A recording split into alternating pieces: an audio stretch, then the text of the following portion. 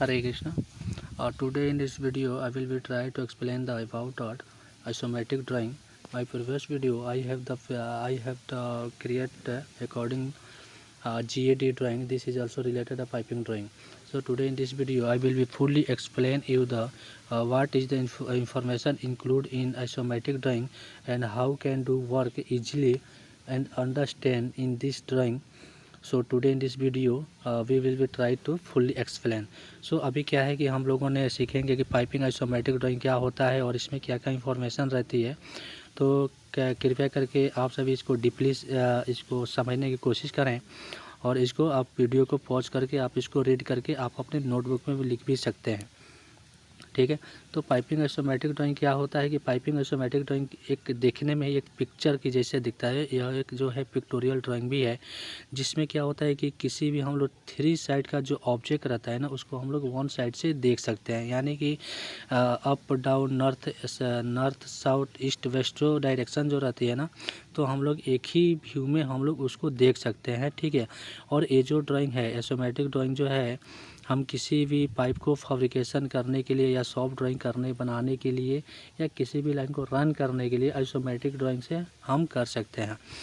दूसरी चीज़ क्या है कि इसमें इस ड्राइंग जो क्या है ना कि जो ड्राफ्टर जो डिजाइनिंग जो रहते हैं, जो ड्राफ्टमैन जो लोग रहते हैं ना, उन लोगों के लिए बहुत ही ईजी रहता है ये डायमेंशन को कैलकुलेट करने के लिए या किसी भी एंगल को ऑफसेट करने के लिए या रोलिंग को ऑफसेट करने के लिए। और isometric drawing never in the scale, isometric drawing कभी भी स्केल में नहीं रहता है, लेकिन अगर डायमेंशन में स्केल में नहीं रहे लेकिन डायमेंशन इसमें रिक्वायर्ड रहता है। ठीक है, ताकि किसी भी हम पाइप को लेंथ को कट करके हम फैब्रिकेट कर सके, उसमें कंपोनेंट ज्वाइंट दे सके।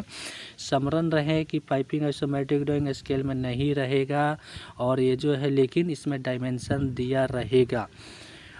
बाकी अदर जो ड्राइंग है जीएडी ड्राइंग में क्या है कि वो ड्राइंग स्केल में रह सकता है, लेकिन आइसोमेट्रिक ड्राइंग कभी भी स्केल में नहीं रहेगा। ये चीज़ आप लोग माइंड में रखें। पाइप का लेंथ 6 मीटर या 12 मीटर ओवर मतलब जो लास्ट है वो 12 मीटर का रह सकता है, 12 मीटर एज पर द जो हमारा मैन्युफैक्चर है। जैसे हमारा मेटल जो मैन्युफैक्चर ही प्रोवाइड करेगा ना जी, तो उन लोगों का जो रिक्वायर्ड है 12 मीटर या 6 मीटर हमारा पाइप रह सकता है। कट करके हम लोग टूल पीस यूज कर सकते हैं।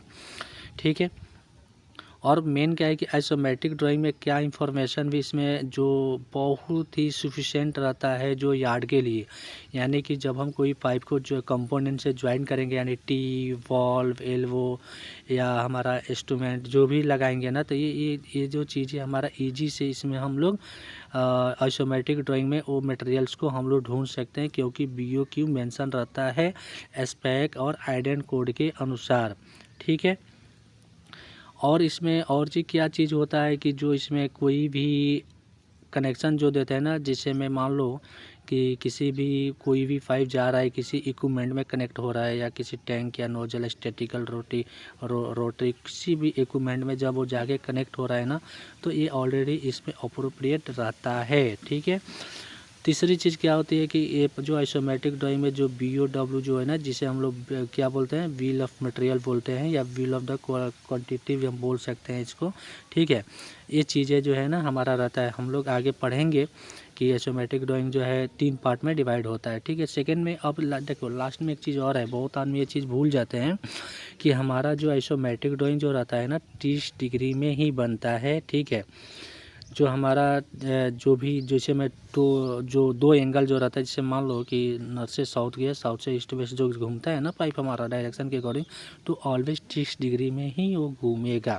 ठीक है, और इसमें एक चीज़ क्या है कि मैं एक और एक्सप्लेन करने वाला हूँ, हियर द ब्रीफ ओवरऑल, मतलब इस शॉर्ट में उसमें क्या रहता है, easy mark during the set modification as build. अब देखो यहाँ पे थोड़ा ध्यान से सुनना कि जब हम IFC यानी इशू फॉर कंस्ट्रक्शन जब ड्राइंग बनाते हैं ना, तो रिवीजन फर्स्ट रहता है जो क्लाइंट की तरफ से रहता है, फिर कॉन्ट्रैक्टर या सब कॉन्ट्रैक्टर जो हमारा कॉन्ट्रैक्टर की तरफ से रिवीजन 1 जो रहता है। ठीक है, तो IFC बोलते हैं ना, इशू फॉर कंस्ट्रक्शन के लिए जब हम ड्राइंग इशू करते हैं, जब उसके अकॉर्डिंग काम होने लगता है, तो बीच में किसी केस में या किसी वजह से क्या होता है कि वहाँ पे मॉडिफिकेशन आ जाती है या रूट चेंज हो जाती है या उसमें कोई कंपोनेंट मिस हो जाता है, तो हम लोग जो भी काम करता है ना IFC इशू पर कंस्ट्रक्शन के बाद से, तो वहाँ पे रेड लाइन मार्कअप बनता है। ठीक है, तो इसमें क्या है कि जब रेड लाइन मार्कअप या एज बिल्ड जब मार्क करनी होती है तो आइसोमेट्रिक ड्राइंग में ही हम मार्क करेंगे।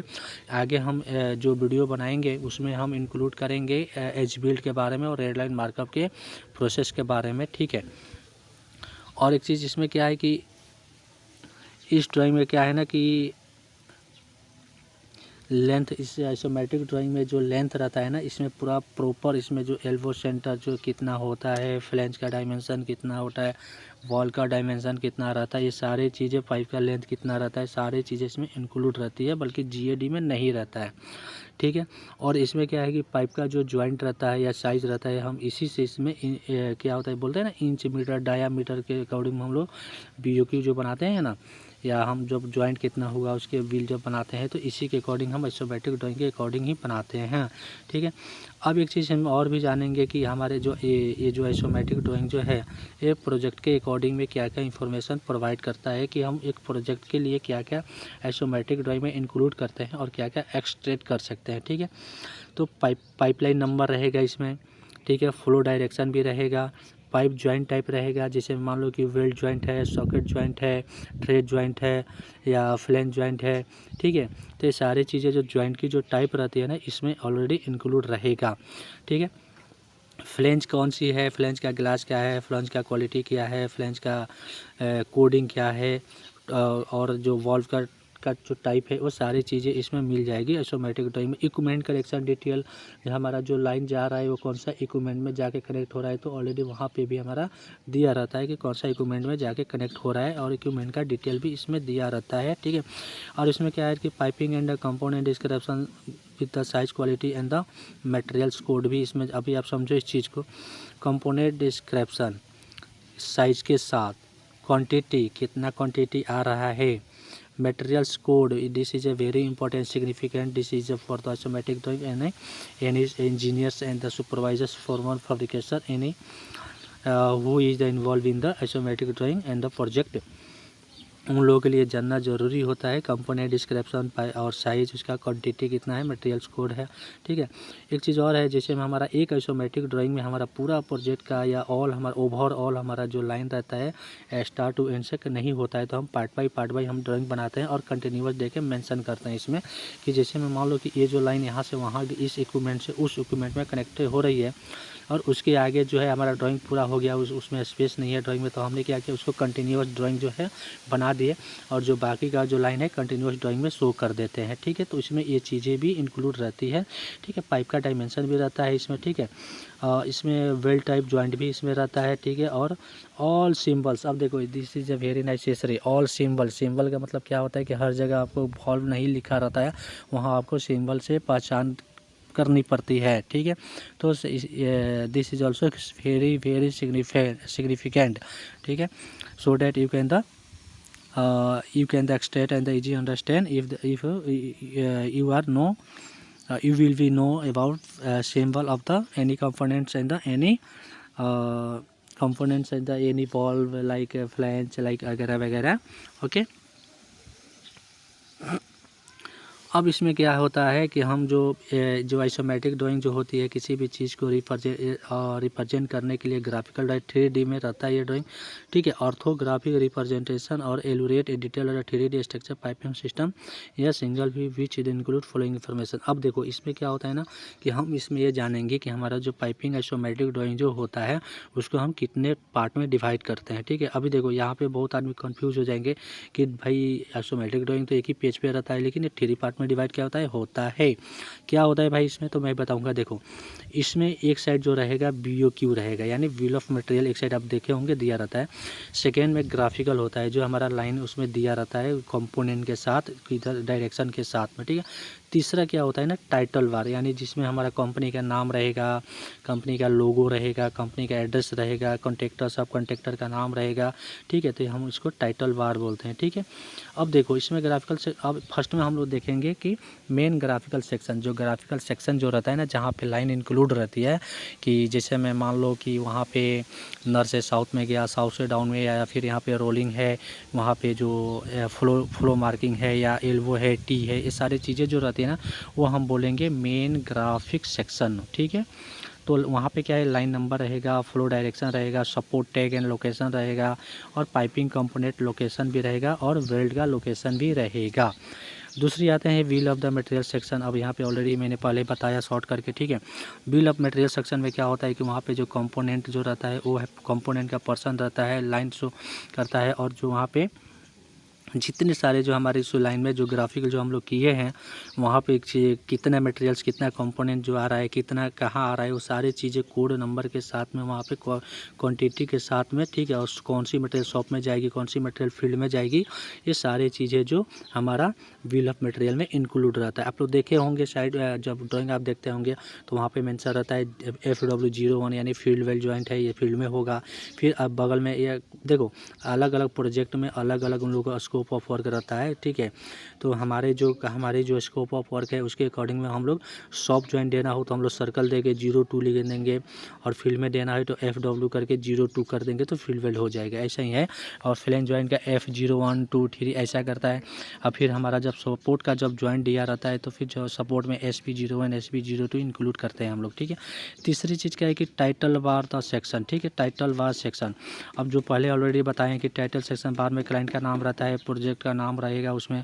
ठीक है, और उसमें पाइपलाइन का पूरा डिटेल रहेगा, जैसे कि मान लो कि लाइन नंबर हो गया, रिवीजन नंबर हो गया। ठीक है, ये सारी चीज़ें उसमें रहता है। ठीक है, अब हम एक चीज़ और आते हैं, टेम्परेचर, प्रेशर, टेस्टिंग मेथड, ये सारी चीज़ें जो रहता है ना, जिसे हम लोग उसको बोलते हैं ना एट्रीब्यूट। ठीक है, तो सारी चीज़ें इसमें इंक्लूड रहता है। इंच डायामीटर कितना है, प्रेशर कितना चाहिए, टेम्परेचर कितनी होनी चाहिए, हाइड्रो टेस्ट कितनी होनी चाहिए, और ये इंसुलेशन कितनी होनी चाहिए, पेंट कौन सी होनी चाहिए, उसको हम टाइटल बार बोलते हैं। ठीक है, अब लास्ट में मैंने दो चीज़ें इसमें मेंशन करके रखे हैं। ठीक है, कि जैसे में क्या है कि इंच मीटर। ठीक है, तो इसमें मेंशन रहता है पाइप लेंथ इन मीटर। ठीक है, by pipe size in inch में। ठीक है, इंच मीटर निकालना हो तो पाइप का लेंथ निकालेंगे मीटर में, और पाइप का साइज को हमको इसमें गुणा कर देंगे तो हमारा इंच मीटर निकल जाएगा। और पाइप डाया निकालना हो तो हम क्या करेंगे, पाइप साइज का जो पाइप का साइज है इंच में लेंगे, और नंबर ऑफ जो ज्वाइंट रहेगा ना तो हम इंच डाया निकाल देंगे। जैसे मान लो कि 4 इंच का जो ज्वाइंट है और 4 इंच का पाइप है, 4 इंच का ज्वाइंट है, तो 4 कितना हो गया, 4 चौका 16। ठीक है, 16 इंच हो गया हमारा डायामीटर। ठीक है, तो इसी के साथ आइसोमेट्रिक का पूरा डिस्क्रिप्शन आप लोगों ने समझ चुके हैं। अगर आप लोगों की इसमें समझ में नहीं आई होगी तो आप लोग हमें कमेंट सेक्शन में आप लोग हमें कमेंट करके बताइएगा, तो मैं इसको और भी डिटेल में आप लोग को एक्सप्लेन करूँगा, और मुझे बिलीव है कि you can the understand easily. So मैं यहीं पे आप वीडियो को स्टॉप करता हूँ। आप लोग इसको पॉज करके आप लोग इसको लिख सकते हैं, पढ़ भी सकते हैं।